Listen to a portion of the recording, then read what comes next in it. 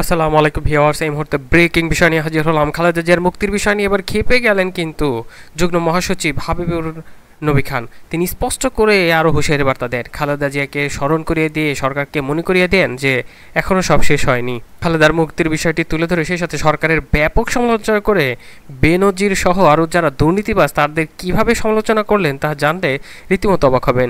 এই বিএনপির মুখ্য নেতার কাছ থেকে জানতে পারবেন বেনজিরদের দুর্নীতির লোমহর্ষক তথ্য এবং সেই সাথে সরকারকে নিয়ে আরও কি হুঁশিয়ারি বার্তা দিয়েছেন সে বিষয়গুলো জানতে পারবেন। অন্যদিকে গয়েশ্বর চৌধুরী তিনিও কিন্তু কয়েকটি হুঁশিয়ারি বার্তা দিয়েছেন, কি বিষয়গুলো তুলে ধরেন এবং সেই সাথে সরকার যে বেপরোয়ার গতি বিষয়েও তথ্য দেন। আরও কি তুলে ধরেন সে বিষয়গুলো জানবেন এই নেতার কাছ থেকে। ভিডিওর শেষ অংশে গয়েশ্বর চৌধুরীর হুঁশিয়ারি বার্তাও জানতে পারবেন। এবং সব শেষে এতক্ষণ শুনছিলেন শিরোনাম, এবার বিস্তারিত চলুন দেখে নেই এই বিএনপির সিনিয়র নেতা সোহেল খান তিনি কি তথ্য দিলেন।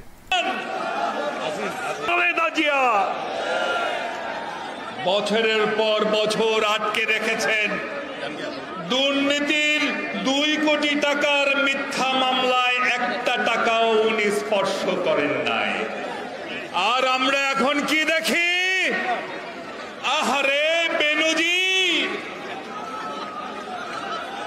আহারে আসাদুজ্জামান, আহারে আজিজ, আর একটা কি জানো,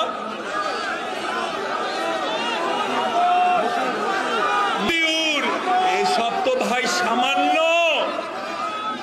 এসব তো সামান্য। শেখ হাসিনার রান্নাঘরে এরকম বহু আছে।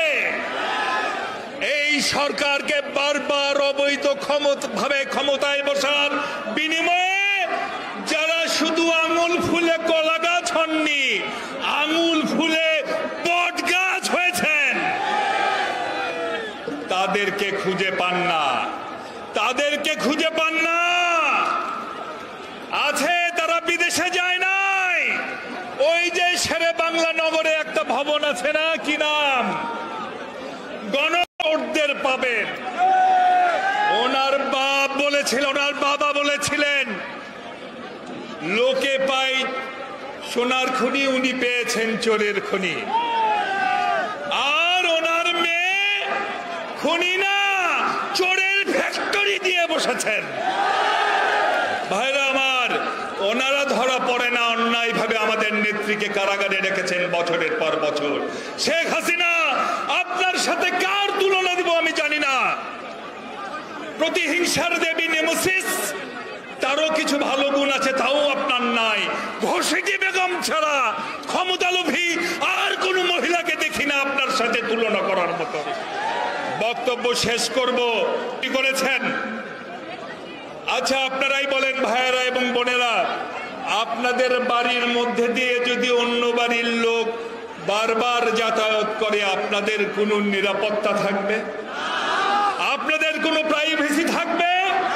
শেখ হাসিনা আপনার বাড়ির ভিতর দিয়ে, আপনার বেডরুমের ভিতর দিয়ে বাইরের লোকজন যাতায়াত করলে আপনার হয়তো প্রাইভেসি নষ্ট হয় না, কিন্তু এই দেশের ভিতর দিয়ে অন্য দেশের লোকজন যাতায়াত করলে এদেশের জনগণের নিরাপত্তা বিঘ্নিত হয়, প্রাইভেসি বিনষ্ট হয়।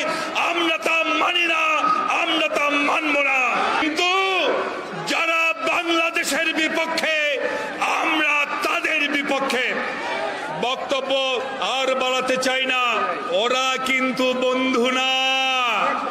যারা খরার সময় আমাদের পানি আটকে রেখে জাহাজ চালায়, আর যাই হোক, তারা আমাদের বন্ধু হতে পারে না। যারা বর্ষার সময় নিজেদের সমস্ত বাঁধ খুলে দিয়ে আমাদের দেশকে বন্যায় ভাসিয়ে দেয়, তারা কিন্তু আমাদের বন্ধু হতে পারে না। হতে পারে শেখ হাসিনার বন্ধু, এদেশের 16 কোটি মানুষের বন্ধু তারা হতে পারে না। তাই এই সমস্ত অসম চুক্তি আমরা মানি না, আমরা এদেশের মাটিতে হতে দেব না। ভবিষ্যতে জনগণের সরকার আসলেই সমস্ত চুক্তি বাতিল করা হবে। শহীদ জি অমর হোক। এদিকে গয়েশ্বর চৌধুরী তিনি কয়েকটি হুঁশিয়ারি বার্তা দিয়েছেন, তিনি তুলে ধরেছেন আরো ভয়াবহ তথ্য। চলুন দেখে নিই তার বক্তব্য কি এবং তিনি কি বিষয়গুলো তুলে ধরলেন এই সরকারকে নিয়ে, যে বিষয়গুলো খুবই গুরুত্বপূর্ণ। চলুন দেখে নিই তার দাবিগুলো কি। বিনা কারণে প্রধানমন্ত্রী শেখ হাসিনাকে খুশি করার জন্য আর যারা হাসিনাকে বিনা ভোটে বারবার ক্ষমতায় রাখার জন্য পৃষ্ঠপোষকতা করে, তাদের সন্তুষ্টির জন্যই নাই। এরাই হাইকোর্টে জামিন মিলল না। প্রধানমন্ত্রীর সংবিধানের 402 ধারা দিয়ে নির্বাহী আদেশে তিনি খালেদা জিয়াকে বন্দী অবস্থায় তার বাসভবনে রাখছেন, তারপর বলে মুক্তি দিচ্ছেন মানবতার নেতৃত্বে। অর্থাৎ আপনি যত আইনি লড়াই না করতে পারেন। তাই আজকে আমি সবার কাছে কৃতজ্ঞ। সকাল থেকে ঝড় বৃষ্টি ছিল, আশঙ্কা ছিল আজও সভা করা যাবে কি না। সকল ঝড় বৃষ্টি উপেক্ষা করে আপনারা সকাল থেকে কষ্ট করে নেত্রীর প্রতি যে শ্রদ্ধা, নেত্রীর প্রতি যে ভালোবাসা, তা আপনারা প্রমাণ করেছেন। কিন্তু তাকে মুক্ত করতে হলে শুধুমাত্র পদের কারণে আসবো, বক্তৃতা দিয়ে কৃতার্থ করবো হবে না। বক্তৃতায় মুক্তি মিলবে না। যুদ্ধ করে দেশ স্বাধীন করতে হয়েছে। আপনারা ইতিহাস বলে জানেন,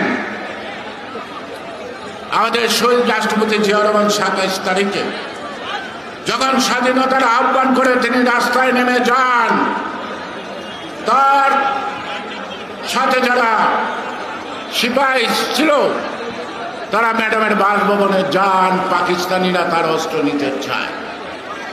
ম্যাডাম সেদিন বলেছিল, তোমাদের যে নেতা অর্থাৎ কমান্ডার জিয়াউর রহমানের বাইরে ক্যান্টনমেন্ট থেকে একটা সুরো পাকিস্তানিদের হাতে দিতাম না, তোমরা অস্ত্র নিয়ে বেরিয়ে যাও। শেখ হাসিনা কি করছেন যুদ্ধের সময়? কার বাসভবনে থেকেছেন? পাকিস্তানিদের ভাড়া করা বাসভবনে থেকেছেন, পরিবার পরিজন নিয়ে থেকেছেন। বাজারটা কে করত? পাকিস্তানের আর্মির লোকরা। আপনাদেরকে পাহারা দিয়ে কে রাখত? পাকিস্তান সেনাবাহিনীর লোকরা।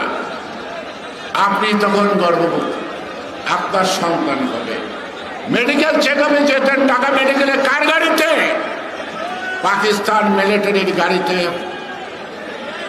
এবং যেদিন আপনার সন্তান ভূমিষ্ঠ হয় সেই দিন একজন কর্নেল আপনার গাড়ি চালিয়ে এই পর্যন্ত গেছেন। পাকিস্তানের ভাতা খাইলেন, পাকিস্তানিদের বাড়িতে থাকিলেন, পাকিস্তানিদের বাড়ি পাড়ায় থাকিলেন। আর আপনি কি না বেগম খালেদা জিয়া নিয়ে কটূক্তি করেন? বাংলাদেশ খুব তাড়াতাড়ি মুছে যাবে মানচিত্র থেকে।